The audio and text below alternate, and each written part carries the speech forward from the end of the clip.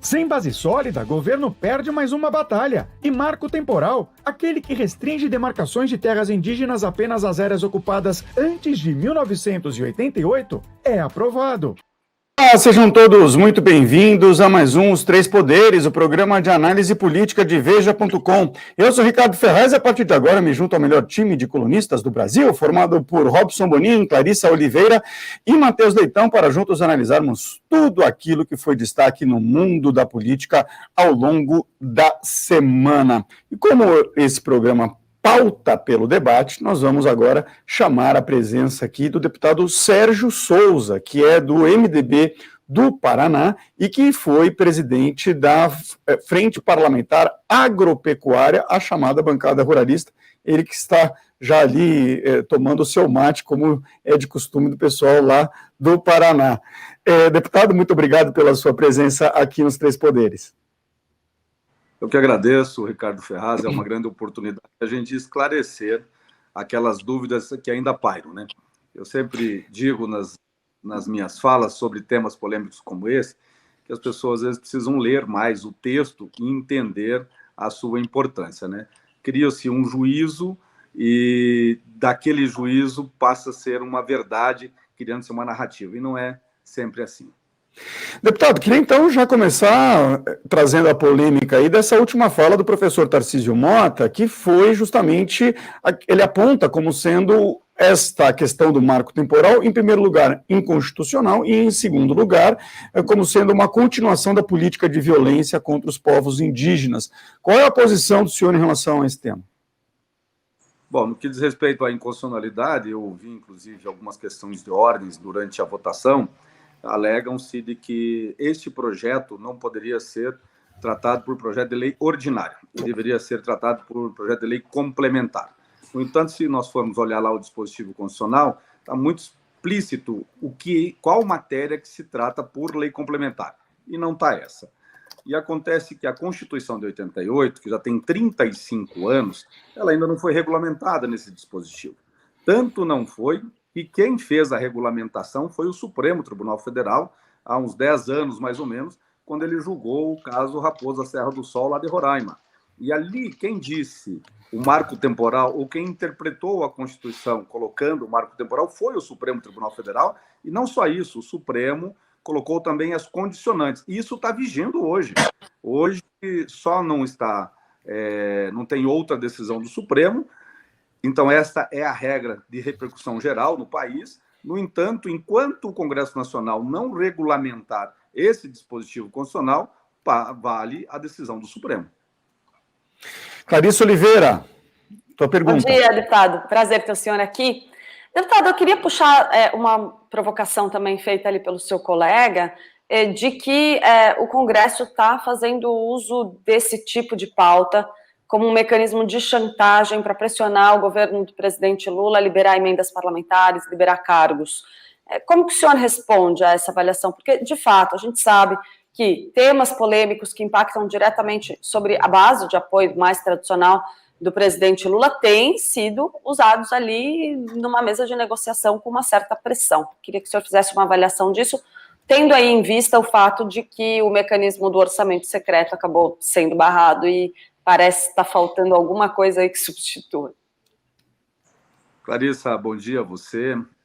Muito boa a sua pergunta. Inclusive, hoje eu li uma matéria que saiu no Estadão que fala que a bancada ruralista teria avançado em pautas, principalmente na MP 1154, em troca de cargos. Quero deixar bem claro aqui que a bancada ruralista não tem nenhum cargo e não quer nenhum cargo.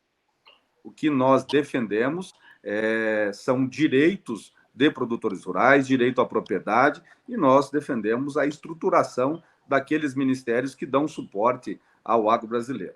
Agora, dizer que alguns líderes ou que alguma articulação de alguma parte do Congresso houve nesse sentido, não foi da nossa parte. Muito pelo contrário, o que nós defendemos, tanto na 1154 e inclusive no marco temporal e em outras propostas dessa natureza, nós defendemos porque nós estamos pensando na segurança jurídica e na garantia do direito à propriedade. E esse PL 490, por exemplo, alguns dizem, olha, estão provando na calada da noite, deveria passar mais tempo para estudar. ele é de 2007. Esse projeto tem 16 anos tramitando na Câmara dos Deputados e já estava em plenário, já tinha passado pela CCJ, não haveria nem necessidade da urgência. A urgência é uma espécie de furar a fila daquela que tem dos projetos que estão em plenário, mas também é uma forma de você dar parecer pelas comissões no plenário, mas nem haveria essa necessidade. E esses avanços são muito importantes para a garantia do direito à propriedade e para a segurança jurídica no Brasil. Robson Bonin, sua pergunta. Bom dia, deputado. O Arthur Lira, né, presidente da Câmara lá atrás, disse que se o Supremo, nesse julgamento que está marcado para o dia 7, decidisse desconsiderar um marco temporal, a Câmara iria aprovar, o Congresso iria se mover. Né? A bancada ruralista é uma grande força, tanto na Câmara quanto no Senado. Isso já está sendo discutido para os senhores? Né? O Rodrigo Pacheco, ao que parece, vai deixar correr mais tempo essa discussão no Senado. Então, o julgamento no STF vai ocorrer primeiro. Caso esse resultado seja desfavorável, né, vá contra o que foi aprovado na Câmara, como é que a bancada ruralista vai se mover no Congresso? Bom, Robson, vamos lá, né? Primeiro que precisamos entender um pouco o que é esse marco temporal e a urgência dele. Ninguém aqui quer tomar terra de índio e também ninguém quer limitar as demarcações. Não, muito pelo contrário disso. Se há necessidade de mais demarcações, nós apoiamos as demarcações, não há nenhum problema nesse sentido. O que nós defendemos também é o direito à propriedade. O Estado brasileiro, desde a sua formação, desde lá do tempo do Império, passando por todos a sua evolução, o Estado brasileiro sempre foi dono de tudo. E o Estado brasileiro promoveu uma grande reforma agrária nesse país e ele vendeu as terras para estrangeiros que vieram para cá, para aqueles que já estavam aqui, promovendo a colonização do seu país. Nenhum produtor rural ganhou terra de graça. Inclusive, até nos assentamentos da reforma agrária, esses defendidos pelo MST, a terra também não é de graça. Então, o cidadão brasileiro pagou por essa terra. Agora, você vê esbulhado esse direito à propriedade, esse é o nosso grande problema, porque a Constituição brasileira ela não permite a desapropriação. No caso de terras indígenas, ela diz em expropriação. Inclusive, tem uma proposta de emenda constitucional tramitando na Câmara dos Deputados, já passou pelo Senado, que muda a Constituição para permitir que o Estado brasileiro, entendendo que aquela terra deve ser demarcada como terra indígena e já é escriturada com registro, já tem proprietário, então o Estado compra a terra e entrega ao índio. Nós não somos contra isso, o Estado pode comprar a terra e fazer, se a lei permitir. Como a Constituição não permite, ele tem que expropriar e o produtor rural, o proprietário rural, ele não tem direito a nada dentro dessa expropriação. Agora, o que está acontecendo hoje? Há uma interpretação de que a Câmara votou um projeto de que retira todos os direitos dos índios. Não é verdade. O que a Câmara votou é exatamente o que o Supremo decidiu há 10 anos atrás. Quem ler o projeto de lei vai ver que as condicionantes ali colocadas são todas elas já decididas pelo Supremo. É uma transcrição da sentença do Supremo que está vigente nesse país. Há necessidade de mais demarcações? Eu acho que até há, mas também há necessidade de nós olharmos um pouco mais com carinho para o índio. Hoje o índio é um grande detentor de terras. Eu sempre digo assim, Robson, há diferença perante a Constituição entre os brasileiros? Não. Todos nós somos iguais. Brancos, índios, negros, alto, baixo, pobre, rico, todos somos iguais. Perante Deus também. Agora, quantos brasileiros nós temos sobre esse território? Mais de 220 milhões. Quantos índios? Menos de 1 milhão. Quantos por cento do território nacional já está demarcado? 14%. Quanto que querem demarcar a mais? Mais 14%. Se for direito, não tem problema. Agora, e o direito dos demais? E os outros 219 milhões de brasileiros? Esses têm que ser tratados de forma diferente? Vamos pegar aqui um exemplo. O caso dos Yanomamis, que vocês veicularam aqui, toda a imprensa nacional veiculou no começo desse ano. Qual é o tamanho do território dos Yanomamis? Maior do que o país Portugal. Maior do que o estado de Santa Catarina.